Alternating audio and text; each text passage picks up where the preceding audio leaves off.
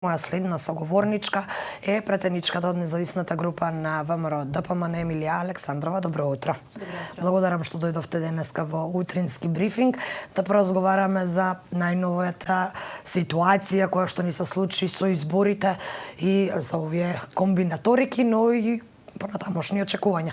Пред се ќе ве прашам како го оценивте изборниот процес, но и изборниот резултат. Оваа година можеби изборниот процес помина подобро отколку што очекувавме, но од друга страна пак она броење гласови откако заврши изборниот процес сепак направи фрли дамка врз целокупниот изборен ден. Јас најпрво сакам да им честитам на граѓаните на Република Северна Македонија што на достоинствен начин го изразија своето гласачко право и што и покрај големиот предизвик со COVID-19 решија да излезат во тој процент во кој што излегоа и секој својата волја да ја изрази онака достоинствено како што прилега на секој граѓанин на една држава која што претендира да биде европска држава. Тоа за мене е најголема придобивка од изборниот процес, резултатите се друга приказна и на крај нели она што кажувате, односно прашањето во однос на тоа како заврши целиот тој процес. За жал, морам да констатирам дека покрај еден таков убав ден, демократски ден, на крај Државната изборна комисија на некој начин го компрометира шестиот тој ден и фрли дамка врз овој избирачки процес. Односно, знаеме дека транспарентноста, брзината со која што Државната изборна комисија ги соопштува резултатите е нешто кое што влегува и во официјалните извештаи на ОПСИ и ОДИХР. И на тој начин сметам дека ти имаат директна одговорност и го компрометираа целиот тој начин со необјавувањето навремено на резултатите од изборниот ден и сметам дека тука мора да има одговорност. Причините можеме да ги наоѓаме: напади на дворешни, внатрешни, серверот бил нападнат, апликацијата била добра. Навлегувам сега малце по суштински во тоа она што го читав и собирав информации за причините за тоа што доведе до таа последица, меѓутоа дека не била секој пат толку софистицирана на тој начин, па резултатите сме ги добивале многу понавремено. До полноќ. Да, до 2009 година се сеќавам дека резултатите ги добивме до 23 часот, оние неофицијалните резултати. А сега тоа не се случи и мислам дека на некој начин сите партии имаат право да реагираат за тоа, затоа што Државната изборна комисија на некој начин го компрометираше кристално чистиот ден на изборите. Нормално имаше некои нерегуларности за кои што очекувам институциите, Министерството за внатрешни работи и јавното обвинителство соодветно да реагира. Меѓутоа, она што го направи Државната изборна комисија е вистински преседан за кој што нема оправдување и тие мора да си сносат одговорност, дури она што сметаме дека после се они треба да си поднесат сите оставка комплетно на составот на Државната изборна комисија. Колку е страшно за државата кога е компрометиран, смислам на хакерските напади, кога е хакирана или кога се случуваат вакви работи во комисијата која го спроведува практично концептот за демократија. Изборите се токму тоа. Видете, сајбертероризмот е една нова појава која што е сериозна закана генерално за иднината на сите држави, за системите, за општествата во кои што функционираме. Меѓутоа, сите треба благовремено да бидеме на некој начин спремни за сите тие работи, односно во случај да се предвиди и тоа сценарио, што е со планот Б. Каде е планот Б? Ние видовме дека Државната изборна комисија нема план Б во оваа ситуација и дека постојат многу други начини, а тоа е со доставувањето на записниците. Они може навремено да ги известат граѓаните за крајните изборни резултати и од тука јас воопшто не ги обвинувам ниту една од партиите кои што покажаа сомнеш во однос на изборните процеси.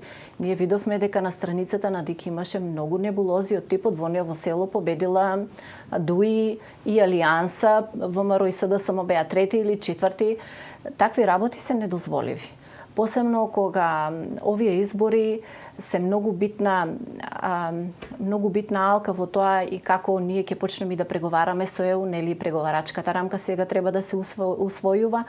И сето тоа покажува дека ние уште не сме во суштина спремни за тоа, меѓутоа за жал ќе мораме да поосвестено да реагираме малку и на тој начин преку одговорноста секој во својата работа да може да допринесува овие процеси да ги надминуваме и ваквите појави да не бидат пречка или изговор за еднината на нашата држава. Затоа и партиите, реков, оправдано реагираат и очекувам дека ќе има приговори. Резултатот е тесно и во македонскиот и во албанскиот блок, 1 до 2 пратеници разлика, што е навистина премалку. Што покажува ова за мислењето на јавност? Генерално можам да зборам за македонската страна, односно за македонските партии, се покажа дека не ги освои во значителен број срцата на граѓаните на Република Северна Македонија. Сведоци бевме на една изборна кампања која што беше по моите критериуми на многу ниско ниво, црна кампања со оцрнување на противникот. И сето тоа мислам дека и покрај предизвикот со коронавирусот на некој начин влијаеше на тоа македонскиот блок да излезе на гласање и да го даде својот глас. Резултатите се такви и после подолго време и оние анкети што ги имавме пред изборите се покажаа точни. Такви беа и предвидувањата 1 до 2% дека ќе биде разликата во македонскиот блок помеѓу СДСМ и ВМРО-ДПМН.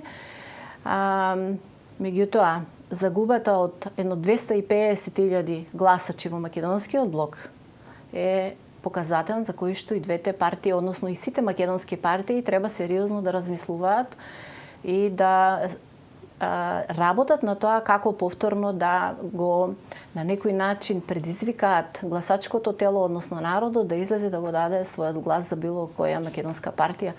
Тоа за мене е индикатор дека нешто се случува и дека партиите мора да размислат сериозно како да го менуваат својот пристап кон граѓанинот и своите политики, како да ги креираат спрема граѓаните, интересите на граѓаните, а не само во однос на интересите на политичките партии.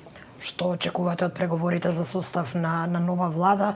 Знаеме веќе, видовме во изминатите изборни циклуси, речиси не поминува еден ваков постизборен период на коалицирање без своевидни уцени и закани. Мислите дека ќе завршиме конечно со тој дел или сепак очекувате и овие преговори да поминат во духот на уцените?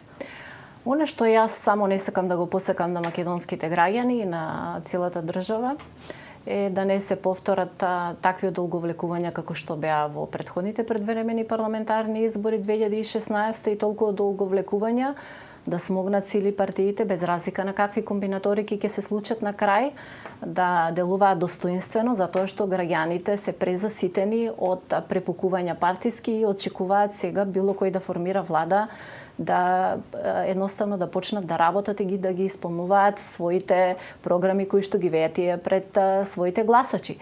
Ќе бидат тешки преговори во секој случај. Не очекувам дека многу лесно ќе помине, меѓутоа очекувам зрелост од политичките лидери. Дали е тоа од македонскиот блок, дали е тоа од албанскиот блок, сеедно. И очекувам посветено, сериозно да се посветат на преговарачките процеси, онака искрено врз база на своите политички програми, концептуално, да си формираат мнозинство и едноставно да покажат на граѓаните дека можеме да одиме напред. Покрај сите предизвици што ги поминавме како држава, сметам дека овој граѓанин конечно заслужува државата да тргне напред и едноставно политичките елити да почнат да испорачуваат резултати. Господја Александрова, вие вчера, поточно пратеничката група, независната пратеничка група на ВМРО-ДПМН побара оставка од лидерот, а такви барања пристигна и од некои други кадри на ВМРО-ДПМН, ќе го споменам тука градоначалникот на Кавадарци Јанчев. Вака изгледа од страна како да има актуелниот лидер отпор внатре во својата партија. Што предвидувате дека ќе се случи? Дали ќе го отстапи Мицкоски местото за некој друг владе или такво расположение? Ние како независна пратеничка група побаравме и претходна оставка од лидерот на ВМРО ДПМН, а тоа беше во моментот кога побара предвремена ратификација на протоколот за НАТО во собранието на Република Северна Македонија. Со тоа ги покажа своите двојни политики и неискрени политики кон гласачкото тело, затоа што сепак тој побара верификација на протоколот за членство во НАТО на Република Северна Македонија, значи тој го прифаќа новото име на државата. Зашто нешто ние бевме обвинети и збркани од партијата, што е класичен преседан и одлика на несериозни политики на лидерството. Вчерашната оставка се базираше врз основа на резултатите, односно ВМРО ДПМН како никогаш досега има најмал број на гласови, 312.000 гласови. Тоа се едно 50.000 гласа помалку од предходните председателски избори, тоа се едно 150.000 гласа помалку од предходните парламентарни избори во 2016. Во меѓувреме беше референдумот, за кој што за жал немаше став. Во меѓувреме беа и локалните избори на кои што ВМРО ДПМН изгуби многу. И после такви 4 изборни процеси на кои што партијата е губитник, најдостоинствено, најдобронамерно што може да го направи лидерот на ВМРО ДПМН е да си поднеси оставка, затоа што сепак тоа покажува дека нешто не е во ред во партијата и дека партијата треба да се реформира комплетно по хоризонтала и по вертикала. Статутот на партијата треба да се промени, да се демократизира и да се пристапи кон реизбор на ново раководство и на нов председател на партијата. Тоа е мојот апел кон него. Нема потреба да ја држи партијата во заложништво. Видовме што видовме. Време е за промени. Сакам да ве прашам и за собранието, бидејќи сте веројатно соговорникот денеска кој најмногу може да одговори на ова прашање поради вашето искуство во собранието. Какви се очекувањата и веќе дик излезе со резултатот, веќе почна партиите да се договараат, да преговараат, имаше и внатре-партиски состаноци, веќе лидерите се слушаат на телефон. Ќе ги запазат ли сите оние рокови во собранието? Очекувате ли барем овој собраниски процес да помине глатко? Поучени од претходното искуство што беше во 2016 година, јас искрено се надевам и посакувам и апелирам кон лидерите на политичките партии да покажат еден зрел однос и сите тие овие работи да ги испочитуваат во законски предвидениот рок, конститутивната седница да не биде злоупотребена, оние рокови кои што председателот ги има и ги дава на мандатарот, еден, дали ќе биде само на еден мандатар, дали тој ќе успее да создаде ново владино мнозинство, ако не успее, дали ќе има друг. И сите тие во рамките на законските предвидени можности да ги испочитуваат сите тие рокови и на еден достоинствен начин да се формира владино мнозинство кое без разлика кој ќе го формира, ќе едноставно има доблест и капацитет да работи за интересите на граѓаните, затоа што големите и тешките, мислам, најтешките, да бидам искрена, процеси во државата помина. Сега ни престојат отварање на поглавијата за зачленување во Европската Унија. Тука треба голема фокусираност, голема професионалност и голема посветеност. И тука мислам дека се потребни сите во оваа држава со својот капацитет да се вложат. Бидејќи ги споменавте двојните политики на ВМРО ДПМН, поточно на нивниот лидер, очекувате ли дека би можеле тие да посегнат по преспанскиот договор за кој што вие од нивна страна бевте на големо линчувани, бидејќи исто го посочивте примерот со НАТО, па ме интересира и граѓаните ги интересира, бидејќи добиваме измешани сигнали од страна на ВМРО ДПМН, можеби не можеме да кажеме како ќе постапат кога ќе дојдат, ако дојдат на власт, меѓутоа јавноста сепак треба да го знае тоа, каков е нивниот јасен став во однос на овие можеби и најважни политики кои ги води државата. Ние до сега некој став конкретен не слушнавме од лидерството на поточно од лидерот на партијата. Јас секогаш кога зборувам за лидерот на партијата, не зборувам за членовите на партијата. И за жал тука пак излекуваат, јас стално и во моите претходни гостувања во разни емисии го имам кажано тој двоен пристап еден кон гласачкото тело на митинзи, друг кон меѓународната заедница дека ќе прават нешто. Во самата изборна програма, односно во програмата обнова на ВМРО-ДПМНЕ, видовме дека таму постои само еден мал дел каде што тие наведуваат дека ќе се посветат на, не можам да се сетам точно дали беше последиците или од ситуациите што ќе произлезат од двата склучени договори, од Преспанскиот и договорот за добрососедски односи со Република Народна Бугарија. Така да ни во тој дел ние не видовме еден искрен став како ќе постапи. Моето видување на работите е дека ВМРО-ДПМНЕ само ќе манипулира со своето гласачко дело, дека воопшто нема да пристапи кон тој начин, затоа што јас имав средби во Хелсинки со големи европски лидери и на кои што истиот тој господин Мицкоски беше присутен, каде што имаше ветено дека нема ништо да направи и дека меѓутоа таму зборуваше едно, тука зборуваше друго. Јас верувам дека нема ништо да направи, меѓутоа таа реторика што ја они преземаа на себе, тоа лажно манипулирање со членството, само за гласови и за желба за власт да се биде премиер по секоја цена, за жал доведе до овие резултати сега што се и мислам дека крајно време господинот Христијан Мицковски достоинствено да ја ослободи партијата, затоа што во партијата на партијата и се потребни искрени политичари. 4 процеси се многу за еден лидер да ги загуби и затоа очекувам еден искрен и фер однос. А очекувате ли ваше враќање во партијата? Очекувам секако моje враќање во партијата, затоа што јас никој пат не сум застранила од идеалите на мојата партија и она што јас го направив е предвидено и во статутот на партијата, државата да биде членка на ЕУ и на НАТО. И јас воопшто не отстапив од статутот на мојата партија. Некој друг отстапуваше од статутот на нашата партија и поради тоа мора да сноси одговорност. Знаете што?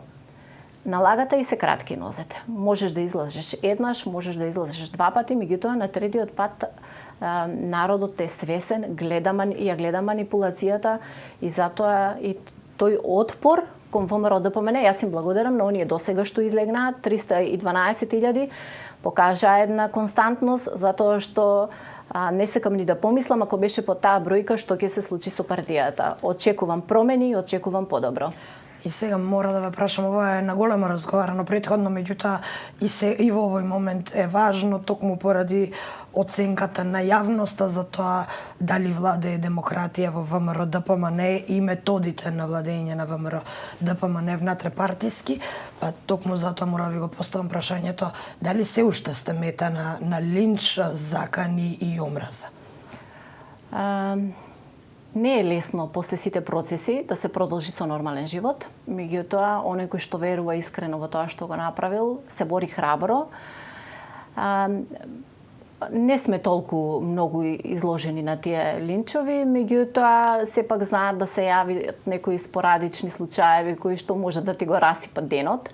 Меѓутоа јас стално велам треба да спласнат се уште емоциите на народот, затоа што ВМРО-ДПМНЕ на секои избори го подкрива таа национал лажно патриотска агенда на ВМРО-ДПМНЕ, сите си ја сакаме државата. Тоа не е ексклузивитет на ВМРО-ДПМНЕ, ниту на СДС и сите се бориме за оваа држава да опстане. И затоа секој пат кога има избори или се припремаат избори во изборна кампања, ние сме повеќе изложени на тие напади и на тие негодување од страна на гласачкото тело на ВМРО-ДПМНЕ, меѓутоа очекувам со тек на време тоа да исчезне во целост, затоа што во иднина, како што кажав, очекувам еден искрен политичар кој што едноставно ќе работи со членството и ќе објасни целата таа потреба што беше наложена за државата да оди напред. Ниту еден компромис не е лесен, ниту Преспанскиот, ниту договорот со Бугарија. Меѓутоа, Тоа е нешто што мораше да се направи за иднината на нашата држава и затоа сега и во иднина и комисиите што ќе работат, секој во своите рамки на својата професионалност треба да си се покажат достоинствени на задачата, да ги зачуваат македонските интереси, меѓутоа со еден нормален, конструктивен разговор, а не само по телевизија излегување и ние сме македонци, вие не сте, ние сме патриоти, вие сте предавници, така политика меѓународна не се тера. Тоа е еден голем хендикеп на моменталното раководство на ВМРО ДПМН, палење само на широките народни маси, а за жал, зад затворени врати работата е сосема поинака. За да го закружиме овој разговор, ќе ве прашам за техничката влада. Сметате ли дека треба да прекине овој концепт? Дали можеби беше непотребен и за овие избори? И секако за крај ќе ве прашам, ќе ве замолам да оцените работата на техничкиот министер Чулев, кој беше мета на критики во изминатиот период. Техничката влада беше некое компромисно решение поради политичката криза која што беше наметната. Меѓутоа со текот на времето се покажа како комплетно нефункционална. И тоа не доликува на една земја членка кандидат за Европската унија да има едни вакви технички влади. Ние пративме сигнал дека